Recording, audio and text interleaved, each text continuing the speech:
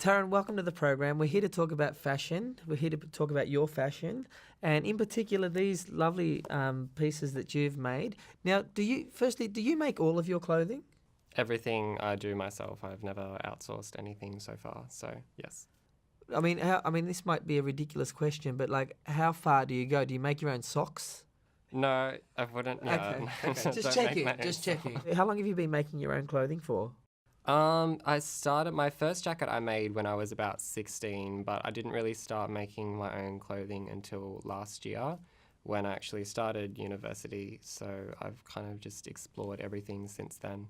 And are these more recent pieces that you've made? Mostly actually the red jacket here and a couple of all the other red things I actually made last year, but everything else was this year, yes. And is red a particular colour that you like to use? Red is definitely my favourite colour because it represents so much. It's like it's passion, it's sexuality, it's aggressive, I feel. It's very in your face, like you can't miss red. It's just there. And I find that powerful. Well, I'm curious about those words you're using to describe your designs and the colour that you're using, because you come across as someone who has a very sort of gentle disposition, and that you really want to make a very strong statement when you're wearing clothes. Yeah. And here in Melbourne, there's just a sea of black clothes in Melbourne. We're very good at dressing up in black. I think not only just in winter.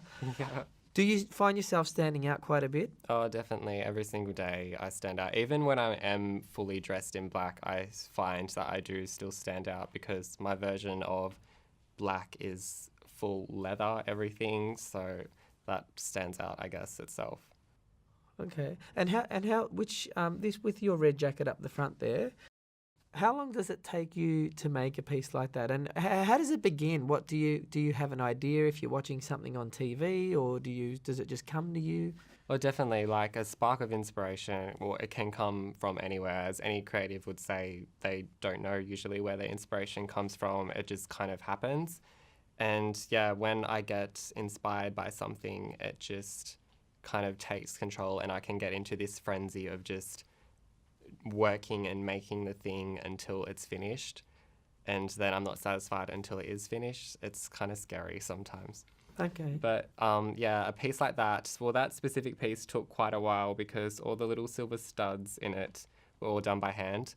So, but if the silver studs were in there, I can probably make that in a day and a half. And you've got some full piece clothing here as well, with the top and the bottoms there. And how long would something like that take you to make? That was actually for a uni assessment task last year, and that specific ensemble took a while as well, with all the silver studs and embroidery and that kind of thing on it. But yeah, then again, it kind of just depends per piece and how much work and handwork is in the piece. Right. And do you have models that wear your clothing when you're sort of presenting them, even for uni assignment? Yeah, definitely. We always have models usually. I kind of prefer to model it myself because I know how the garments work, and I usually make them to fit me because it's because easy. You're wearing them. Because I'm wearing them, but as I'm making them, especially for a uni assessment, if I'm the fit model, I'm always on standby to try something on, and it's just easier that way, I feel. Where do you get your inspiration from? Are these designs similar to any particular famous designers out there? Or? Oh, definitely. Like, one of my influences, it's probably very obvious, is Gianni Versace, and the Versace aesthetic in general. He's very, especially in the 90s, he was very provocative with everything that he did, and it was all about sex and glamour, and I find that really inspiring because how I'm provocative myself in what I wear, and I like to make people feel uncomfortable and that kind of thing. So I definitely draw influence from him and what he did.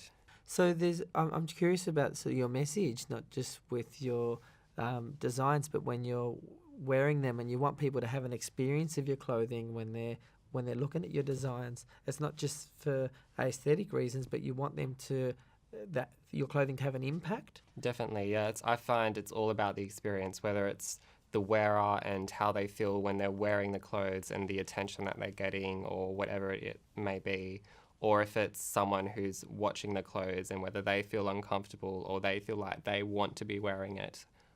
I find it's all about the feeling that you get from clothing. And do you ever go window shopping at least? Do you ever look at other designs? Oh, definitely. I go window shopping all the time, like with friends through a lot of the high fashion places. I never really look for inspiration in fast fashion or middle ground because I kind of feel that they get their inspiration from high fashion anyway, especially with like a lot of the fast fashion brands. They're just copies from different runways across the world. So, so you have a vision, you have an ambition. You're at this end of your career. Where do you see yourself up the other end? What's your ultimate sort of fashion position? Eventually, I don't think I belong in Australia. I definitely want to head overseas and explore what is on offer overseas. I don't know if I would ever have my own brand. I feel like there's an aesthetic that already exists for me in this world, and I want to pursue and see where that can take me. Okay. In an international perspective. Well, we'll be watching closely and wishing you all the best. Thanks so much for coming onto the show, Taran. Thank you, Anthony. Thanks for watching. I'm Anthony Lekkas.